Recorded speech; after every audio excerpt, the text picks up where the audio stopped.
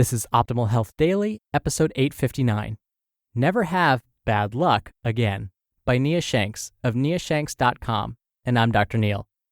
Hey there, welcome back to a Halloween edition of Optimal Health Daily, where I read to you from the best health and fitness blogs for free. And on Fridays, I do something a little different. I answer your questions. And thank you to Blinkist, a very cool app that helps you save time and read more. It works by condensing the key messages of nonfiction books into 15 minutes you can read or listen to.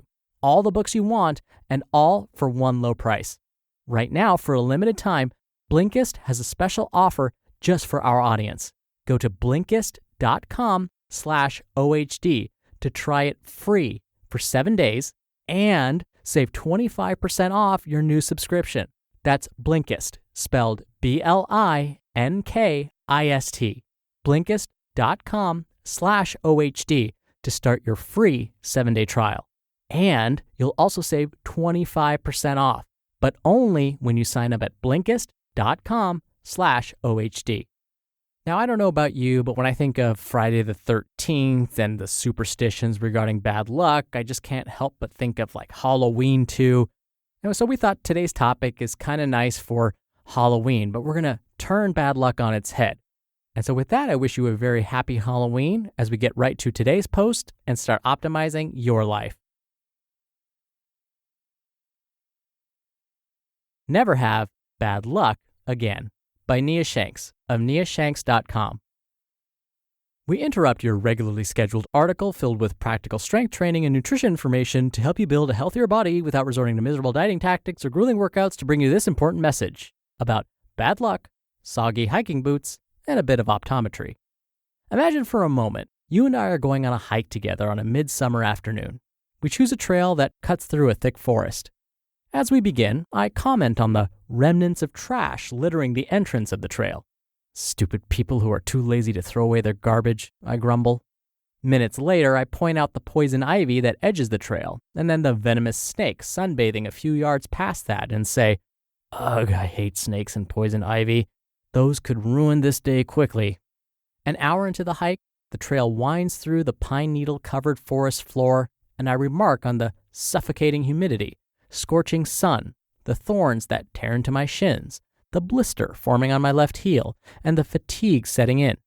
We approach a swollen stream and cautiously tiptoe across on the exposed rocks.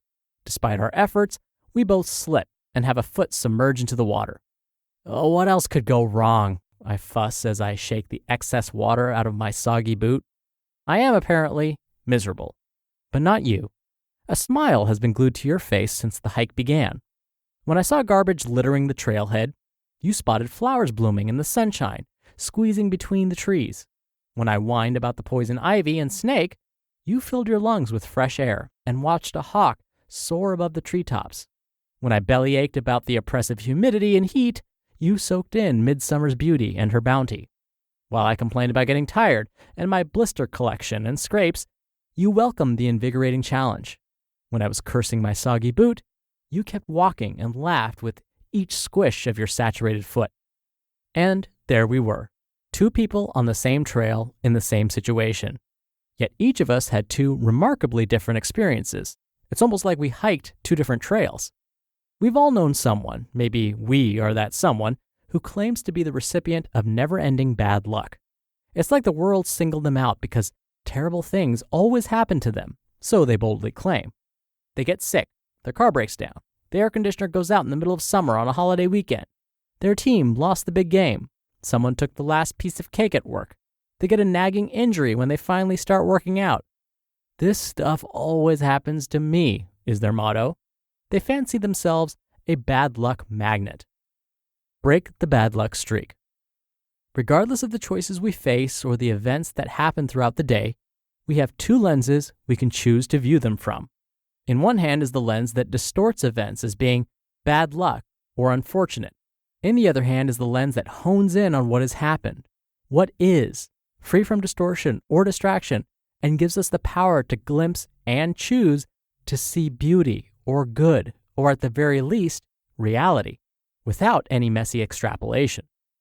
There was a time I frequently viewed events through the not-so-great lens. Words like suck and dislike and bad luck, and others with a negative connotation would pass my lips.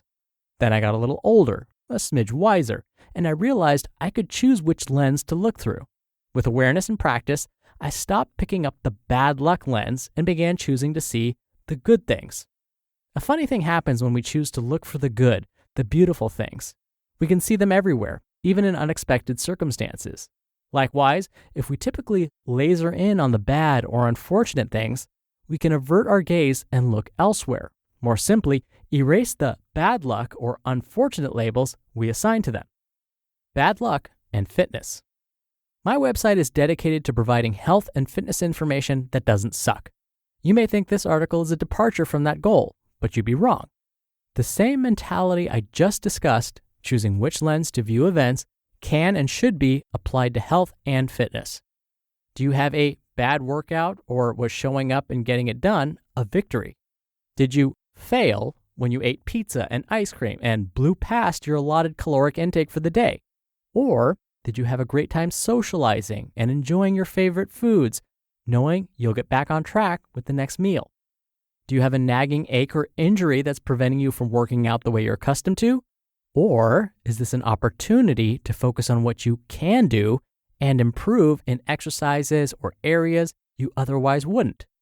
Did you let yourself go and gain excess weight over the years and now find yourself hating your body? Or are you seeing the compounding effects of previous years of choices, and now you know you can start walking in a more healthful and rewarding direction?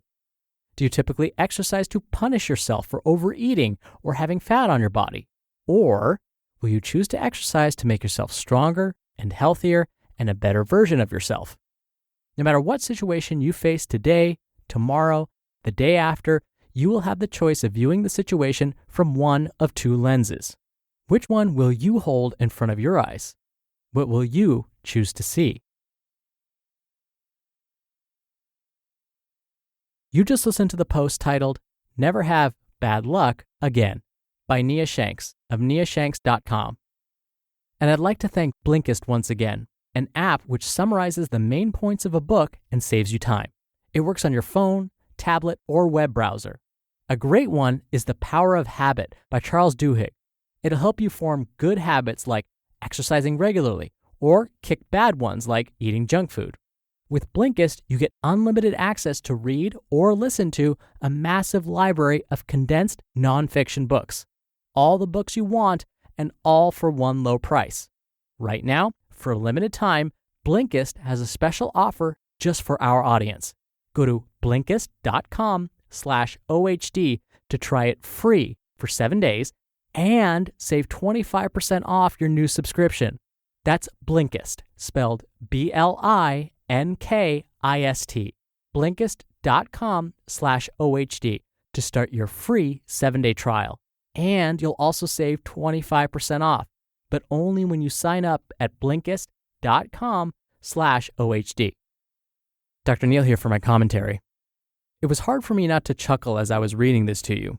And that's because many of Nia's experience I shared.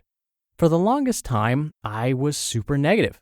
I interpreted everything through that not so great lens, that everything was an attack on me, my personality, the way I drive, you name it. Looking back, I feel like I probably used Ross Geller's line from the TV show Friends.